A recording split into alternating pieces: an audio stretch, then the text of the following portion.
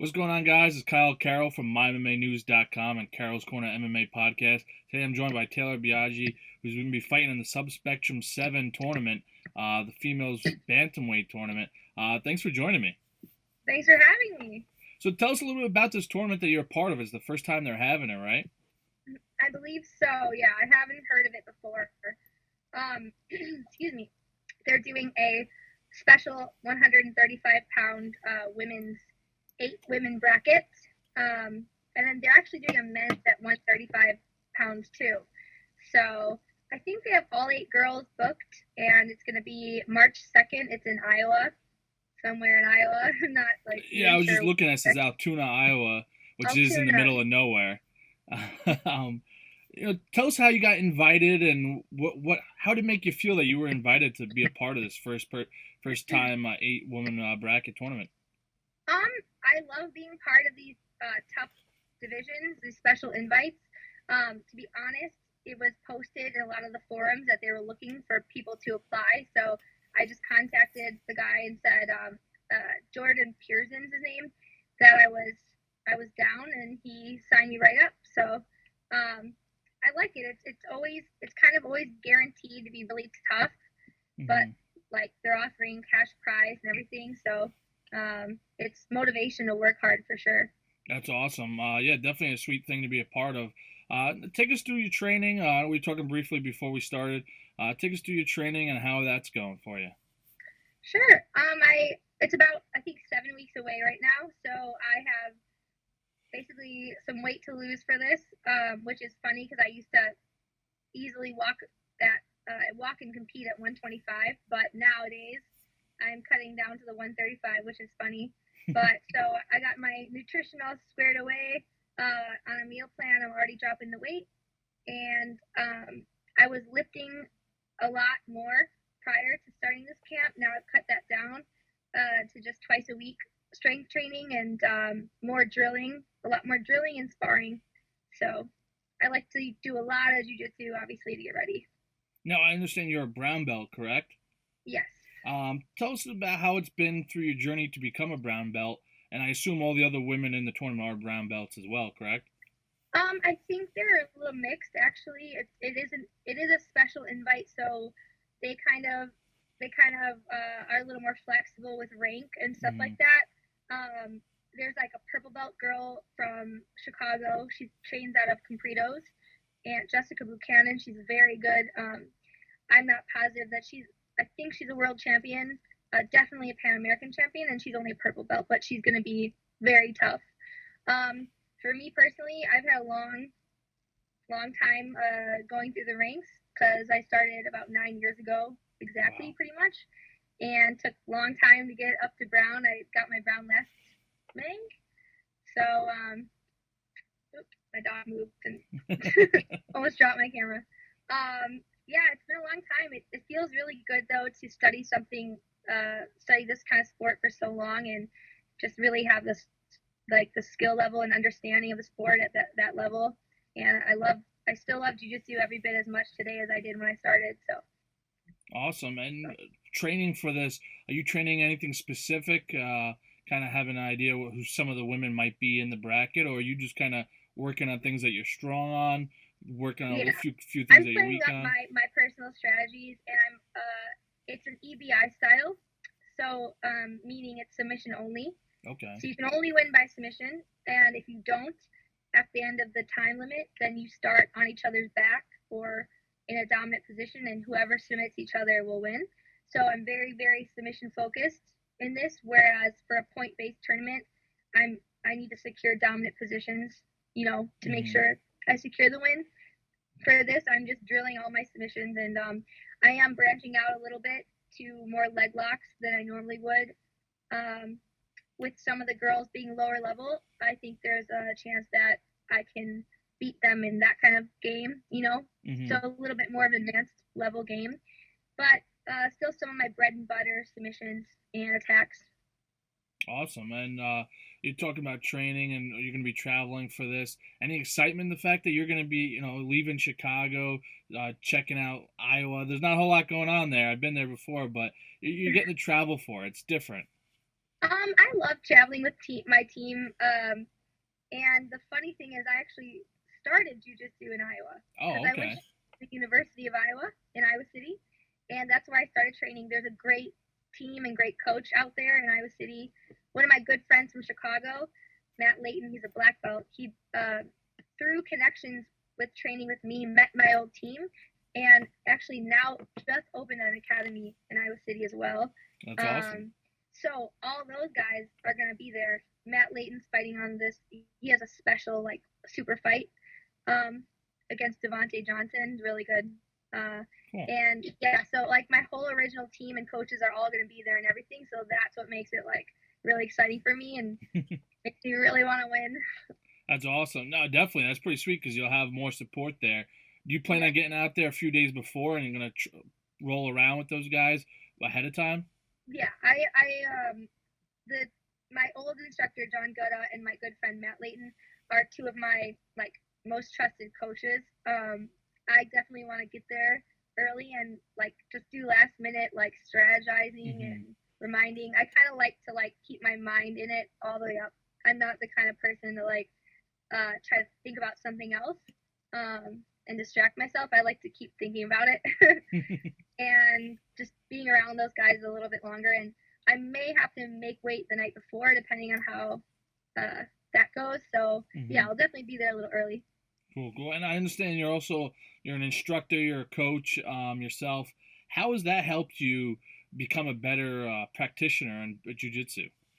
Oh my god, it's helped me so much. It's not even funny. Like I've had to revisit all the fundamentals because the program I've been teaching was from scratch. So I went from having one or two people that had just started to Hmm. accumulating like 10 to 15 guys over the past 3 months coming regularly, and I'm teaching them everything they know.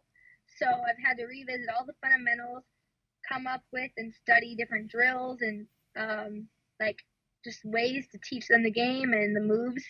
So I think it's helped me immensely. Just study the game.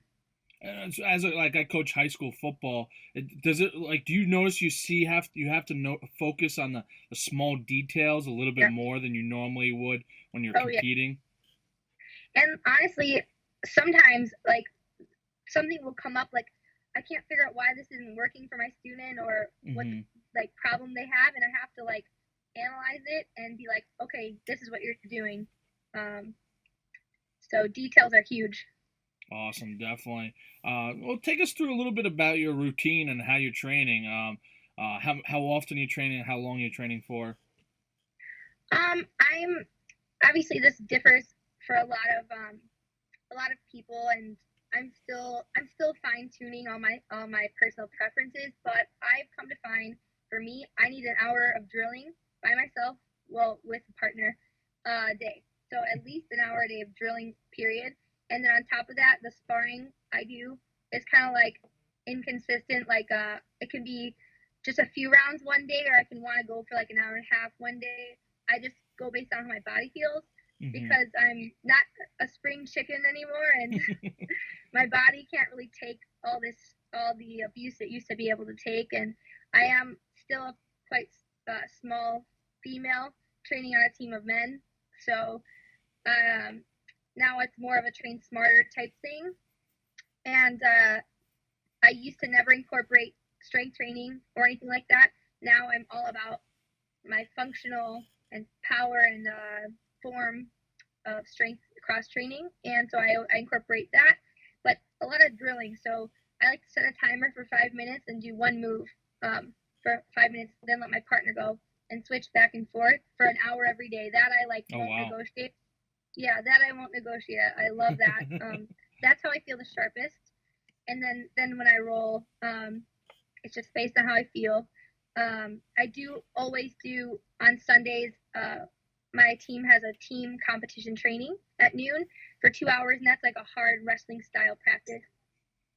Um, so that's always in there, and yeah, I don't want to say I do something every single day. I'd say 5 or 6 days a week, and I listen to my body about breaks. Awesome. Yeah, that definitely sounds like you keep busy training often. Are you currently at? Is it New Breed Training you're at? Yes. Okay, and tell us a little bit about some of the training partners you have and who are your coaches right now. I know in the past you've worked with UFC fighters. Geez, drawing a blank now on her name. Felice Yes, and Carroll. Felice. Yes. Yeah. Um, Felice, yeah. yeah. Tell us some of the people you train with and you work with. So I do have females I've associated with over the years through competition and Mm, whatnot that I make an effort to schedule training with. So there's a few girls just throughout the city that will make time to like get together and roll, just because there's nothing quite like rolling with another girl as mm-hmm. far as like size, flexibility, stuff like that. Um, my coach is Mark Vives, so he gave me my brown belt, and he's the head instructor at Newbury Training Center. That's amazing competition school, jiu-jitsu school. It's they're more gi focused, Okay. um, I'd say, but there's a lot of great guys there. Asher Darmo, he's like one of my coaches slash training partners. They've got a good solid team of like even smaller guys that are good for me to go with. And then other than that, I make my training happen whether it be at work because so I'm a coach at UFC gym in downtown Chicago. So Okay. fighters come through there, whether they're training themselves or clients for a living, and so I'm able to get drilling and sparring in there a lot of the times as well. Awesome. Yeah, that's pretty sweet. Now, do you prefer gi or no gi? Which one do you rather? I love both. Okay. So you don't I really love have a both. preference. These days, I've been training more nogi, and I've been really loving it. Just because my students are all nogi at the Hmm. UFC gym, and it's just they're different animals, and I love them both. I always have. I've always trained both. Um, my most significant accomplishments, for some reason, are all nogi. Like I've Okay. won the Pan Ams in nogi, um, and I've only gotten like bronze at the worlds and silver in the pans and the gi for whatever reason. But yeah, they're both. I'm in love with both. Awesome. It's almost like wrestling. You got Greco-Roman, folk style, freestyle, Yeah, different yeah. styles almost. That's awesome. What are some of your goals within the sport? Do you plan on competing more this year in 2019? How far do you want to take this? I am. I took. Sorry, I'm like dropping my camera here. I took a little bit of time off to figure that out. I just turned 28. I do have a college degree, and around like about a year ago, right after I got my brown belt, I was kind of questioning what if I wanted to, pursue this further, how I really want to make a living, Hmm. ultimately, and ended up full circle coming right back to this. I just, especially teaching it and coaching it, I love every minute of. I'm so passionate to teach. So I'm not sure as far as one day owning an academy of my own, but I do want to continue to make my living off of teaching, and I want to. It's perfect because I'm at a gym all day. I can train, and I do want to get back right back into competing. I think I'm smarter and more patient now than I was before I Okay. took the break. So whereas before it would be every weekend, every month for 7 years straight, I was competing. Now I'm gonna be a little pickier and take my time preparing for what the challenges are and all that. Where are some of the best places you've traveled to compete? Have you traveled pretty far to compete? I've never left the U.S. to compete. Okay. Um, I've been close to going to like Mexico City, for example, or Europe, but I never actually left. Um, I've been all over the U.S. I mean, like New York, Miami, Canada, if you count that as like venturing far, Cali, Awesome. That's pretty sweet. So Atlanta. you're getting while you're doing and pursuing your passion, you're getting to see the entire country, which is awesome. Yeah, and I Awesome. have friends all over from the sport, so Definitely, definitely. Yeah, MMA is definitely one of those communities. It's almost like a fraternity. Everyone kind of gets to know each other and yeah, stays close, especially which is the awesome. women, because we're so far and few between when it Yeah. comes down to it that we make friends all over for sure. Now, do you ever have any intention or goals to switch over from BJJ and go to MMA at all? Or I get asked this a lot. I love. striking. I train striking sometimes, just for fun, and I love watching it and all that. But no, not really. I'm too in love with jiu-jitsu, and every time if I have a goal, it's like there's so much to learn in BJJ, and like there's such a challenge right there that like I don't even I couldn't even begin to start worrying about perfecting other martial arts. Definitely. So what do you do on your days off when you're not training or you're not in the gym coaching or training someone else? What are you doing for yourself for fun? I have a 4-year-old pit bull that Awesome. that I love, that I spend a lot of time with, taking to the park and walking around the Chicago neighborhoods. I live with 2 girls as roommates, so we like to spend time together. All my family's in Chicago, so Cool.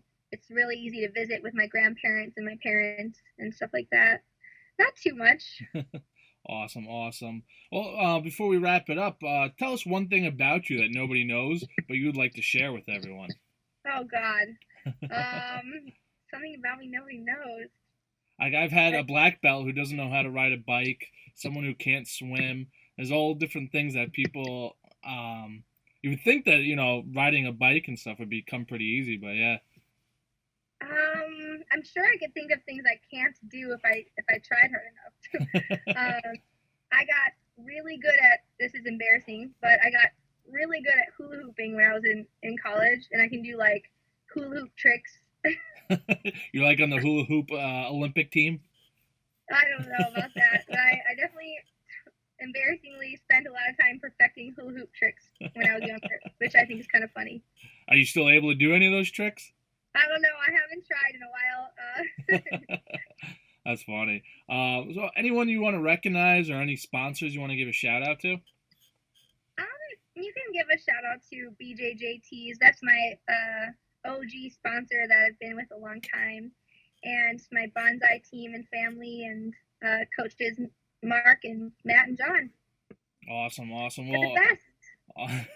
well, I wish you the best of luck on the second. Actually, you guys, it's all in one night, right? You guys just keep going till the winner that night, or is it like Yes, a 2-day just event? one. Awesome. So I better have that cardio. I was gonna say, yeah, because have you done those before, where you multiple matches in a night? Oh yeah, I fought like 4 divisions in one day, which would be gi, no gi, plus their absolute, so the open weight class, all in one day. Oh yeah. Jeez, Back in the day when I was doing the Naga. is that like almost like 20 matches, 15 matches? Oh yeah. Jeez, Yep. God bless you. That's Completely nuts. brain dead at the end of the day, like can't even form sentences. Head just hits the pillow and out cold. Oh yeah. That's awesome. Yep. Well, I appreciate you coming on, and I wish you the best of luck on the second. Do you know if they're streaming it at all, and how people could get tickets or watch it if they want to watch it? I'm pretty sure they're going to try to stream it on bjjworld.com. Okay. I want to say. I only saw that mentioned once as a possibility, so I will definitely put that all over my Instagram if they confirm that, so you guys can get to watch. Awesome. For those watching, Taylor's going to be competing at Subspectrum 7 that's taking place in Altoona, Iowa. So if you're anywhere in the area, definitely get some tickets and go watch her compete, as well as the other athletes competing. I'm sure it's going to be a great event. So best of luck on March 2nd. I hope you take home the gold. That'd be awesome. And that cash prize. Yeah, the cash prize. Yeah, that's what it's all about, right? All right, well, I appreciate coming on. What was that? Sorry. I said thanks so much. Thank you, and have a good evening. You as well.